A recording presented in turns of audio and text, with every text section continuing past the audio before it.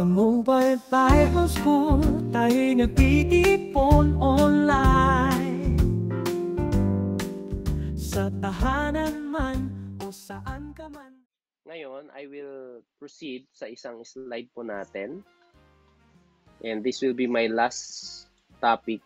Katuloy lang po ito ng ating discussion tonight.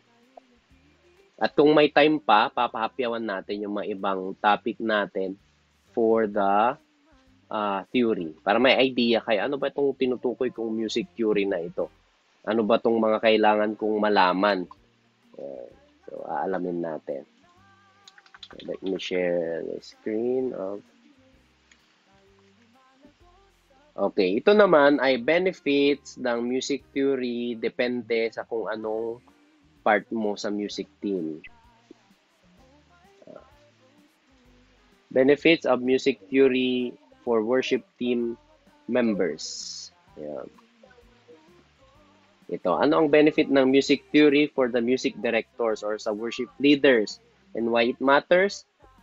Kasi we are the musical shepherd of the team. Kung tayo yung nag-guide sa kanila at kung tayo mismo hindi natin alam kung saan pupunta, hindi pwedeng bulag ang mag-guide sa kapwa bulag. Saan sila pupunta? Doon lang sa territory nila, sa mga alam lang nilang pasikot-sikot, hindi sila makakalayo. Yan. Speak the same musical language to give clear direction.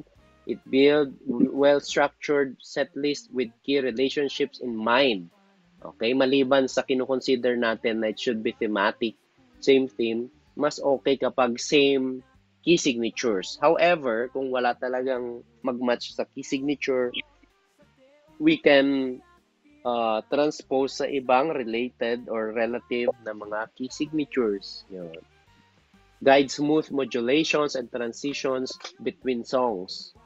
Identify and fix musical problems quickly. Pag may wrong chords, may mga clashes, may mga dissonance sa mga chords natin, timing, ayan, naayos natin. Train and disciple others with authority and clarity. Theory makes your leadership sharper, not just louder. Next, para sa mga keyboardists naman. By the way, these are only few of the benefits. Napakaraming benefits.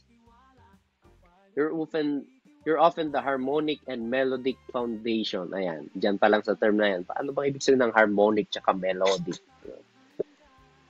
Ang advantage nito ay you will understand chord voicing and progression. Ano ba tong 6-4-1-5? In a key of C, ano ang 6-4-1-5? A minor, F, C, and G. Pag nag-transpose tayo, let's say for instance, yung key signature natin ay sa G sharp. Ang hirap makipag-communicate sa katabi mo, no? Kapag sabi mo, G sharp minor, ayun, sabi mo, C sharp minor, kaysa yung number system. Yan, isa yan sa pag-uusapan natin. Easily transpose or reharmonize songs on the fly.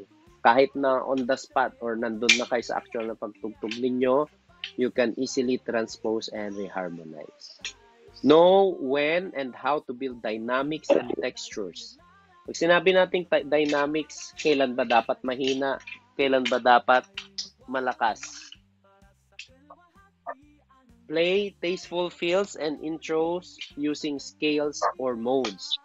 Yan, nagbibigay sa intro pa lang mapapahaleluya ka na.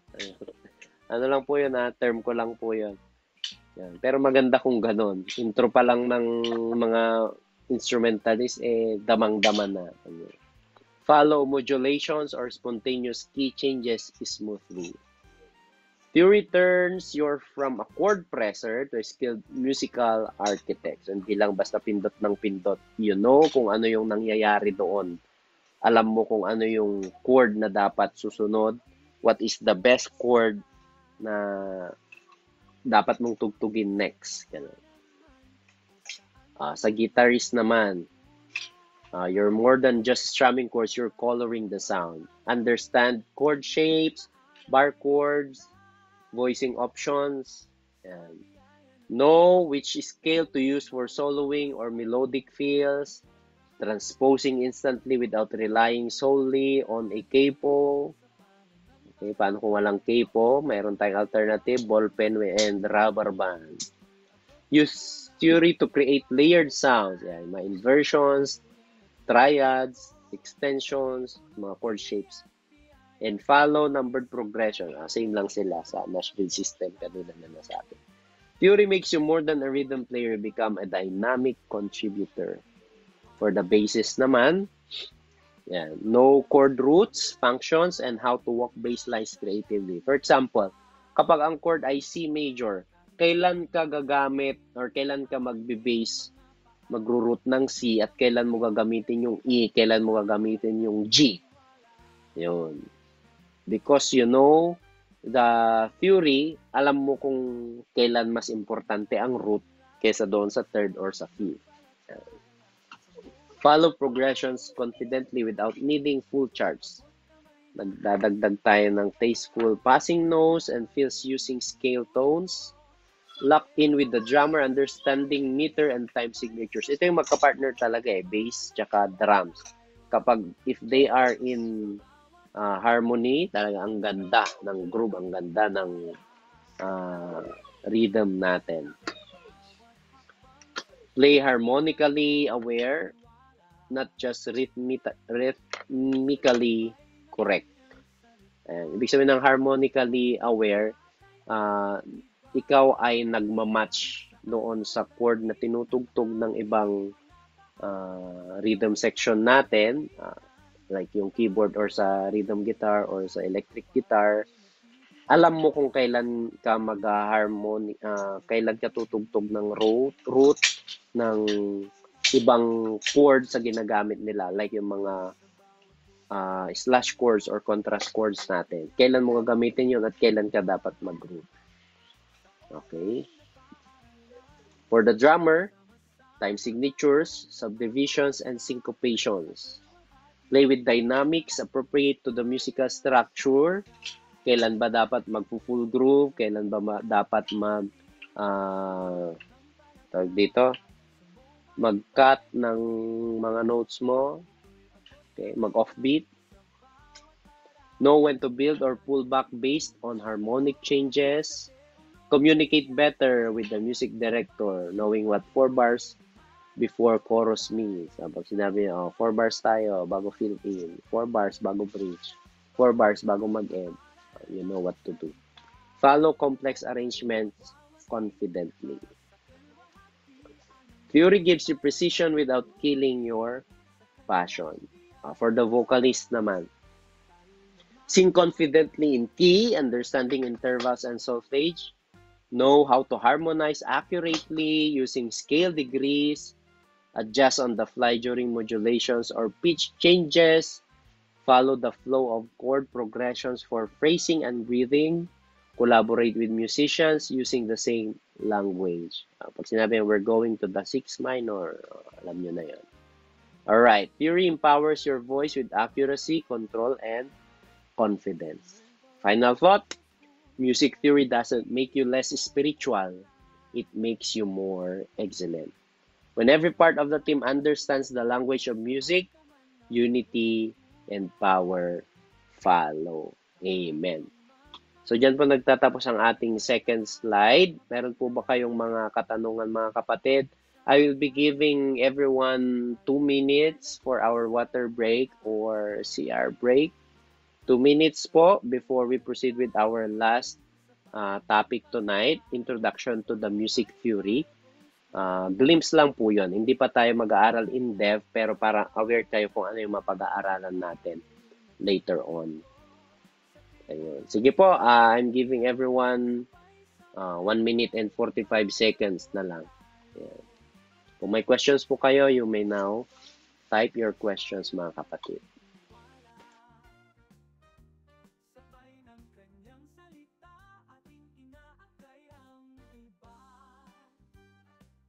Kahit saan man dalhin ng ating mga paa, sa Diyos na makapangyarihan, tayo'y nagtitiwala.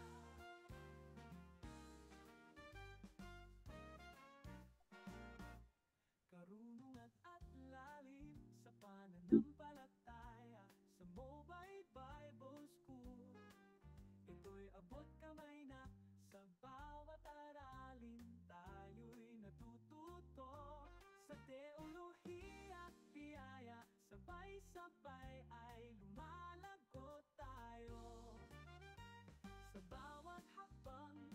Diyos tayo nagtitiwala. Sa bawat hakbang sa Diyos tayo nagtitiwala. Sa gabay ng kanyang salita, ating inaakay ang iba. Kahit saan man dalhin ng ating mga paa, sa Diyos na makapangyarihan, tayo'y nagtitiwala. Tayo'y nagtitiwala. Ang pag-ibig ni Jesus ay walang hanggan. Sa bawat puso't isip, Diba? 30 seconds. kanyang tinuturuan. Sa online na paaralan, sama-sama tayong umaasa. Sa kalwalhatian ng Diyos, tayo'y nagkakaisa. Karunungan at lalim sa pananampalataya, sa Mobile Bible School. Ito'y abot kamay na sa bawat aralin, tayo'y natututo sa teolohiya at biyaya. Ayan, sige po. Tuloy-tuloy na po tayo. At ito po ang ating next topic. These are only few of the music theory na pag-aaralan natin. Marami pa po yan. Depende kung ilang buwan tayong magkakasama dito sa music theory. Alright. Sige po. Unahin natin ang basic or foundation ng musika. Yan, ang staff. Kasi dito po nakasulat lahat ng notes. Music is written on a staff that has 5 lines and 4 spaces. Each line and space indicates a tone. Maaring ang tanong ninyo ay importante bang pag-aralan ang notes? Nakasurvive naman kami for how many decades na hindi namin alam ang magbasa ng notes.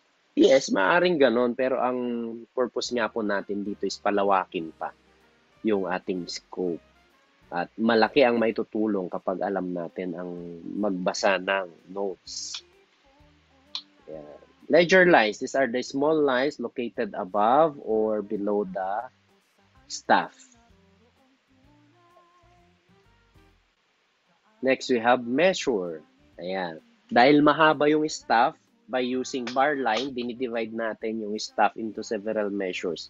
Gaya niyan, meron tayong bar line sa gitna, so nahati yung staff into 2 measures. We can easily start the music pag sinabi ng music director, okay, let's start from measure 8. Sabay-sabay kayo, alam nyo kung saan kayo mag-start. Ang language kasi natin ngayon sa church, okay, let's start from itong line na ito. Sasabihin mo yung part ng lyrics na yon. Pero pag alam natin ang pyesa, ganito, mas madali tayong makapag-start kung saang measure, kung anong part. Although mayroon naman tayong ginagamit na let's start from verse or pre-chorus, chorus, gano'n, bridge. Pero iba pa rin kapag alam natin yung measure.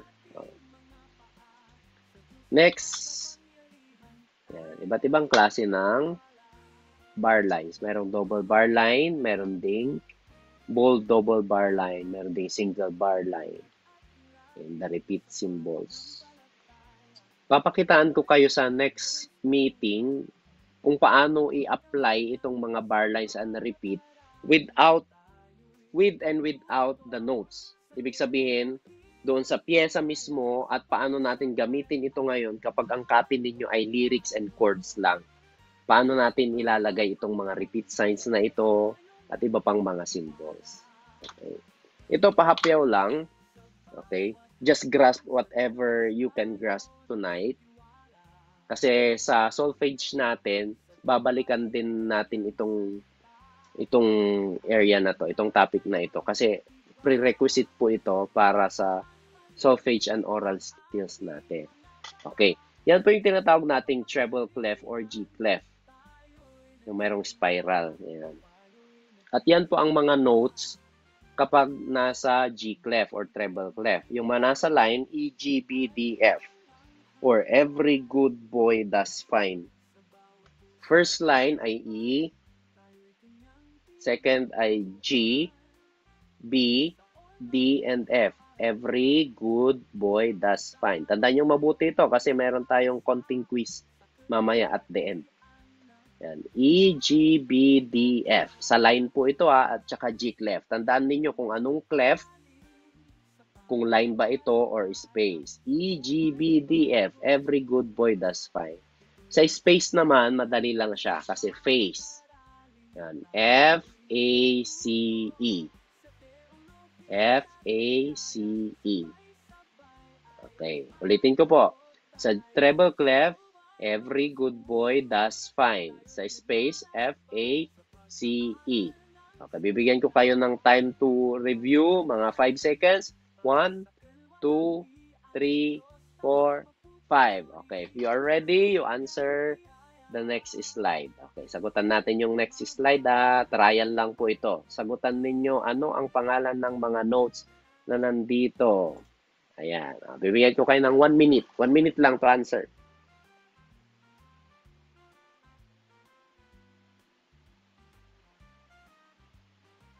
Doon sa number 1 ninyo, i-type nyo na yung 5 letters. Number 2, 5 letters din. Number 3, 5 letters. May sumagot na yata. ABC.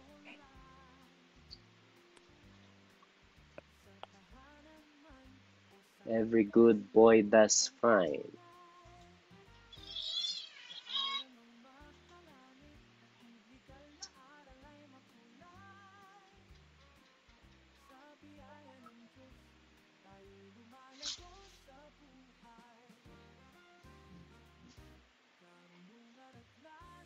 Okay. Ilan po, keep them coming.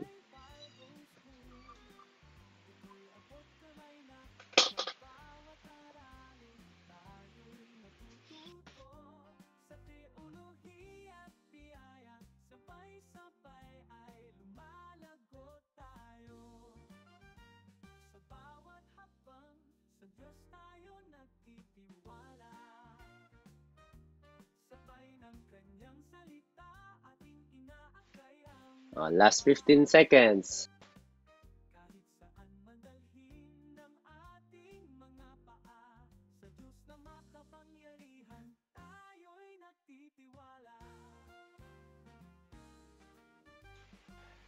Okay, thank you very much. So, hindi pala siya ganun kahirap, ano? Madali lang pala magpangalan ng mga notes sa staff. Okay, tuloy po natin. Thank you very much sa participation po natin.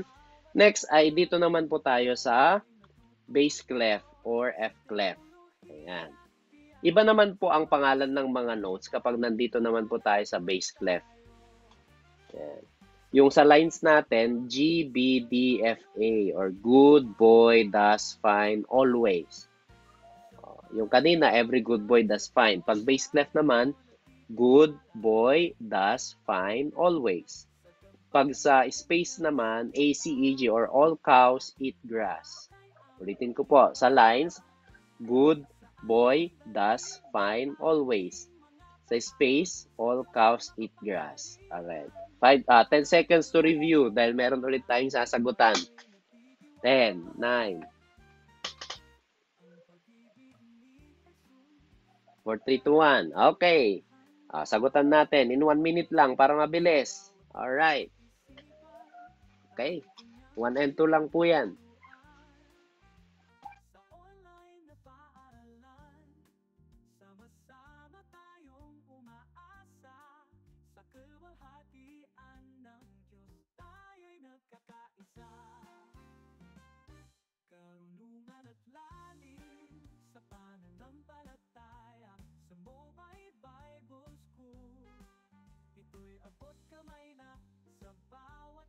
Okay.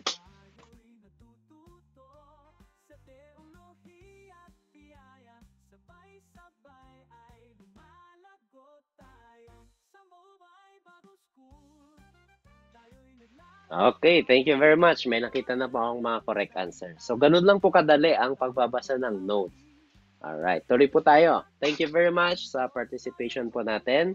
Next naman is the grand staff. Ang grand staff naman po kapag nakita natin na magkasama ang G clef or ang treble clef at saka bass clef. Usually, nakikita natin ito sa mga piyesa ng piano. Kasi treble clef usually is for the right hand. And ito naman is for the left hand. Okay, and dito tayo sa notes. Let us understand the notes and rests and their duration. Meron tayong whole note which has 4 beats or 4 counts. Pag nakakita tayo ng whole note, ibig sabihin we have to hold the note for 4 counts. Do, 4 counts. Yung duration ng whole note. Pag half note naman, 2 counts. Do, we will hold the note for 2 counts.